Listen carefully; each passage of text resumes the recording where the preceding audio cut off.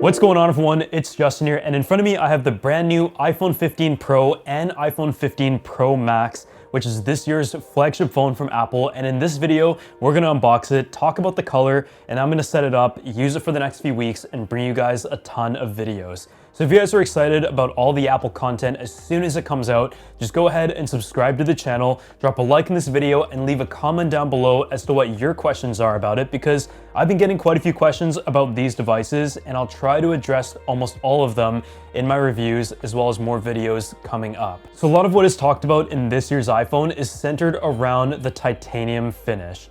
Gone is the aluminum finish, which didn't really have any problems with it, but I would say that each year the iPhone was getting heavier and heavier, and titanium is not only a higher quality material from a durability standpoint, but it is also 10% lighter, approximately. And I did take a look at some of the weight readings from these smartphones, and especially if you're a Pro Max user, I think you'll definitely appreciate that. So this right here is the iPhone 15 Pro in the black titanium, and this is the one natural titanium, which is the one that I was personally most curious about. The four colors this year look amazing. I actually had a really tough time deciding. I think the blue looks great, the white looks great, the black is kind of the default that I've gone with the past couple years, but I think the natural titanium is going to be my favorite one. So let's just go ahead and jump right into the unboxing. So taking a look at the box itself, it has a bit of a champagne finish, which is what I expect out of the natural titanium.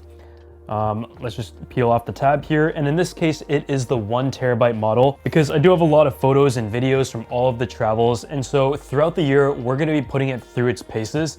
And let's just lift this up here.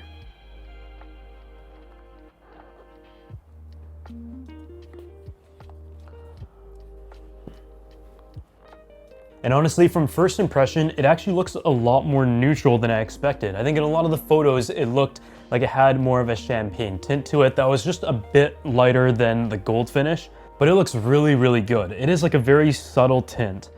So let's just lift this up. And of course, you got the design by Apple in California, and you have the USB-C.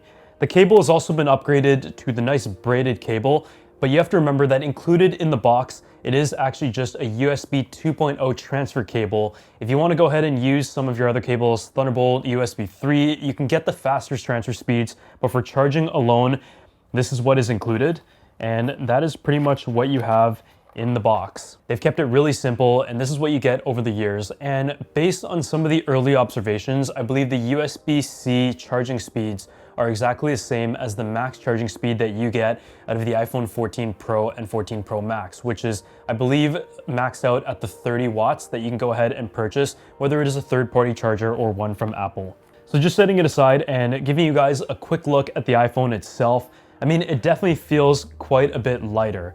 And that is really nice. I went back to a smaller sized iPhone in the past few years just because of the weight, honestly, but I do use my phone a lot, and the battery life benefits of the Pro Max model is something that I will appreciate.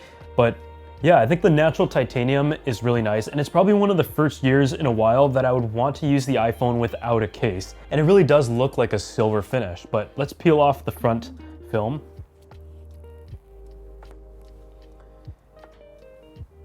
And I do notice that it just has a more rounded feel to it, and you have, of course, the dynamic island display. The bezels are also a little bit thinner than before, but generally speaking, it's going to be a little bit hard to notice any differences from the front of the phone. The real differences are going to be in the color, the way the edges are rounded off a little bit. You also have the action button now instead of the mute switch, which is something that I would really appreciate because I didn't really use the mute switch that much, and being able to customize it is great.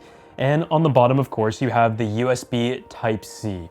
This is something that we expected this year. I think it is great. As someone who always transfers like photos and videos between my SD cards to my phone, having faster transfer speed is nice, but everything I have now is USB Type-C.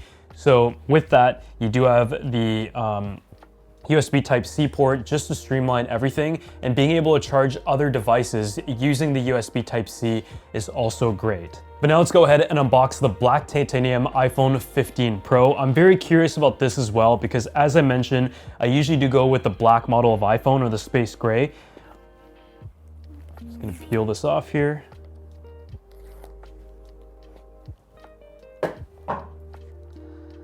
And there you have it. I actually really like the subtle details of the small curves that go up towards the camera. But looking at this one, for example, I think it looks very similar to the previous generation. But peeling this off, the box, of course, is the exact same as the one that we just unboxed. And just a comparison of the iPhone 14 Pro with the 15 Pro, you take a look at it side by side. Apparently it is just a little bit thicker, but with the rounded edges, you don't really notice that. And although I will say, if you have an iPhone 14 Pro or 14 Pro Max, it isn't really the year to go ahead and upgrade right away. If you're coming from a previous generation and want to embrace the new form factor, the new design, as well as a dynamic island, say you skipped last year, then you're gonna be very happy with this upgrade. Here's a look at a comparison between the natural titanium and the black titanium though, side by side. And I think the natural titanium will be the most popular model this year. So I'm gonna go ahead and boot up the phone for the first time now. And just to give you guys a bit of a rundown of some of the other improvements that you're gonna find on the iPhone 15 Pro and 15 Pro Max, you now have an A17 Pro chip, which is improvements in terms of processing and the GPU, but where I'm really curious is in terms of the efficiency. And with the USB-C, there's also a dedicated USB controller that has a 10 gigabit per second transfer speed. On top of that, you also have iOS 17 updates, which we're gonna talk about in depth in the review. The action button is also a pretty big upgrade in my opinion, and it's the new direction that they're heading in addition with the USB Type-C.